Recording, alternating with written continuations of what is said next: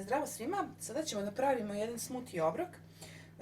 Ovdje imam 125 grama baby spanaća, znači svež spanać. Vam treba 2 kašike mlevenog lana, jedna jabuka, pola banane, jedna kašičica kokosovog ulja, jedna kašika mlevenih oraha i badema.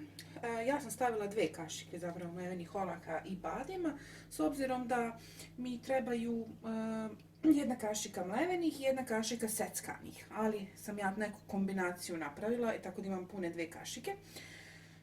Jedna kašika meda nam treba, 1 decilitar vode i jedna kašika proprženih semenki susama. Sve ćemo to da stavimo u NutriBullet i da dobro smiksamo, pa možemo početi.